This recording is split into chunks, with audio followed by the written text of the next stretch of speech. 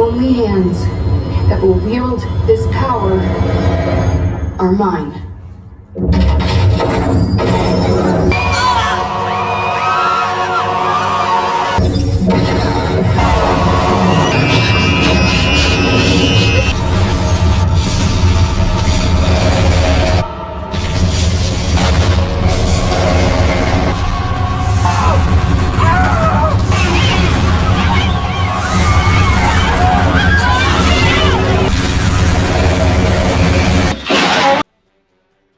What's up, guys? I'm back, and you know who else is back?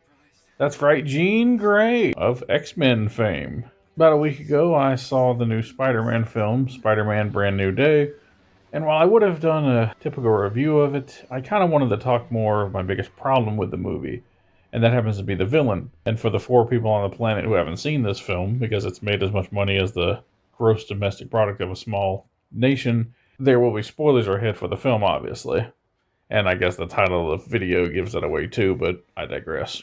While I overall did enjoy the film, and I thought the action was good, and I do think the overall themes are pretty damn good, and I think the story, for the most part, is decent, I had a lot of problems with the actual villain of the film, which had to be Jean Grey. Now, mind you, there's actually a few villains in the film, and the main antagonist is this head of this organization called the Department of Damage Control.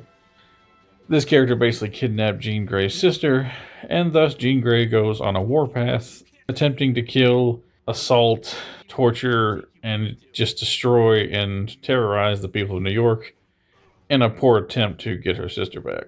Throughout this film, we see Jean Grey unleash the Hulk, which could have easily gotten people killed. We see her possess the mind of MJ and force her to kiss Peter Parker. She also causes Mary Jane to jump off a building. She has an elderly woman who's just a janitor drive a tank-like vehicle through New York City, destroying and exploding several cop cars along the way. She mind-jacks the Punisher as well and causes him to shoot 2 people who I suppose are alive. She controls a bunch of members of the Hand, who are popular from Daredevil, causes one to impale himself through the stomach, and even causes an innocent city worker to walk in front of a cab where he gets creamed by the vehicle and goes flying. She does all this in an attempt to get Spider-Man off of her trail and find out the whereabouts of her sister by attacking the Department of Damage Control. Now, all of that is fine. An antagonist in a movie can go to extremes. An antagonist in a movie can even kill and destroy and be destructive. But that's where the problem comes in. The film actually frames Jean Grey as just a misunderstood girl who's trying to find her sister. And thus, all of her messed up and screwed up actions can essentially just be forgiven. She's not really a killer, Spider-Man says to her, even though she attempted to kill several people, and had it in her heart to do so. And they even go as far to have an apparition of Aunt May, who is in Peter's mind, tell her that she's beautiful and misunderstood, and that people love her and care for her. Now, I have nothing against a misunderstood villain, or even a sympathetic villain. There's lots of great ones. Hell, there's lots of great ones within the Spider-Man franchise. I have no problem with trying to talk these people down. Much like Batman tried to talk down Harvey Dent in The Dark Knight. Even if people have gone too far and even killed, you want to try to reason with them and end things peacefully. And I understand that. However, you don't frame the person as good once they've crossed that line. You know, maybe they're not pure evil, and maybe their hand was forced in a certain way to do certain things. But having said that, the hero has to either be forced to take down these villains at the end of the day, whether that goes to arresting them or a battle to the death. And it's nothing new, especially not for Marvel movies. I'll give you an example. We're using the same character. Jean Grey in X-Men The Last Stand. Now, in this film, Jean is played by Famke Janssen, and her mind has more or less been corrupted by the Dark Phoenix. Now, this is not a comic-accurate version of the Dark Phoenix. Really, nothing in those early X-Men movies was very comic-accurate. But essentially, this extremely powerful and corrupt version of Jean Grey has taken over Jean's mind, and she's essentially a villain now. At the end of the film, she's confronted by Wolverine, and she, in a moment of clarity where the real Jean comes through, asks Wolverine to save her. He knows what that means. She knows what that means. And he pulls out his claws and stabs her right through the chest, killing her instantly. A smile comes across her face, and now that she is free from the burden of the Dark Phoenix and is taken away from all the pain that she feels and has caused. Now, I don't think Brand New Day has to go to the extremes of killing Jean Grey, obviously. But even that movie, X-Men The Last Stand, with the same character 20 years ago, knew that Jean, even though she wasn't in her right mind, had to ultimately either be stopped or put down in some sort of way, because it's for the moral good and protection of the people around her. She's proven herself to be unstoppable and very violent and very extreme, and thus they go to these measures in order to save people and punish her for her crimes. Now, Jean in X-Men The Last Stand had no control over her abilities and was more or less taken over, but even she knew that she had to be stopped. This Jean, however, despite being in complete control, is given something of a pass. The movie treats her as if she's just sympathetic and it's not her fault that these things happen because she was wronged. Now, what it comes down to is all the X-Men throughout the series have been wronged. Like Wolverine was experimented on and torn apart. Most of the other X-Men's families completely abandoned them, much like Jean Grey. And in the case of Magneto, his family was murdered and taken from him in the Holocaust. And he was also persecuted for being a mutant. So he's gotten both ends of the barrel, and it really sucks. However, Magneto took his pain and the prejudice against him, and he used it against humanity and became a villain and a killer. However, other mutants faced just as bad atrocities, but they chose to do what's right at the end of the day, despite their pain. And they used their pain to make themselves better people. And maybe they didn't have trust for humanity, which is completely understandable.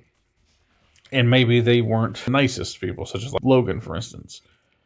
But they knew there was a line that they couldn't cross. And once you cross that line, you are a villain. Maybe you can try for retribution of some sort or right your wrongs in some sort of way, but you still have to acknowledge that at the end you are wrong, even if you have been wronged. And the film just doesn't do that. And I think it just teaches kind of a bad lesson of morality to the kids watching the movie. That, hey, if things go down and people really wrong you and you do bad things to them, well, it was justified. After all, they hurt you first, which just isn't a good lesson to teach, really. Now, that's the problem that I mostly have with the character, and it's very present throughout the film, and it actually hurt my enjoyment of the movie.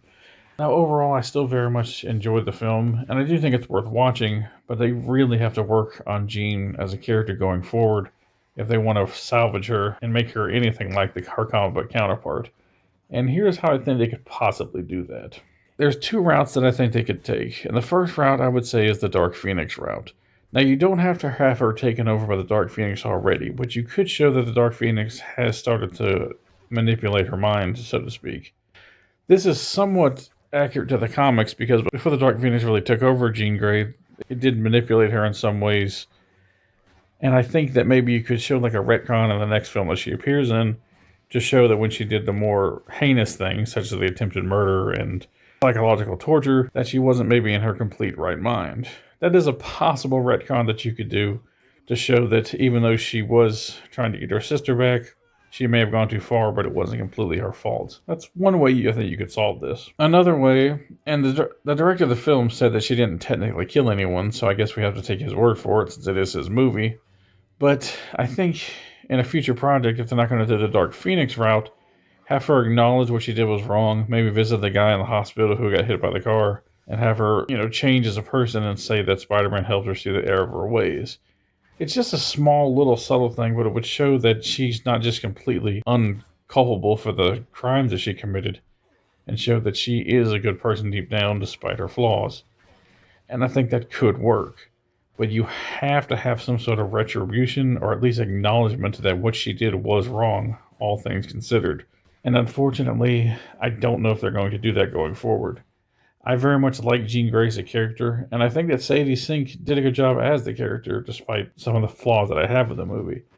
But I really do think going forward they have to address this, and I hope they can either take the Dark Phoenix route, retroactively saying she wasn't in her right mind, or just have the route of her acknowledging what she did was wrong and trying to atone for it before we move forward with the X-Men film in a few years.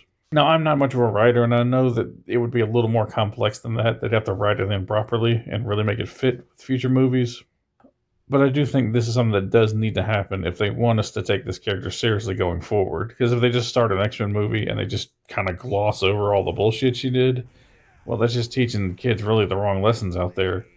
That if you're wronged, you can just be a bad person and just be forgiven because, hey, you were wronged, which is just not how the world works. You need to atone for the wrongs that you've done if you really truly want to be forgiven.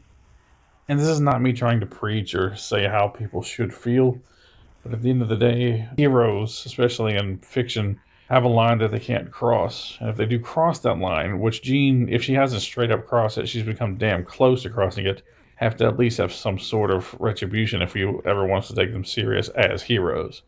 If she was just meant to be a straight villain, that'd be fine, but that's not their plan with the MCU going forward. So this is just a thing that I thought I'd give my thoughts on. I probably will give you more thorough thoughts on the film. I might do another ranking of the Spider-Man films soon. But let me know what you thought about Jean Grey. Do you think that she's justified in her actions? A lot of people online seem to think that, which is a bit concerning. I would hope the morals of the country haven't slipped so much where they can't at least acknowledge what she did was wrong, but I digress. But either way, I'd still like to hear your opinion down below.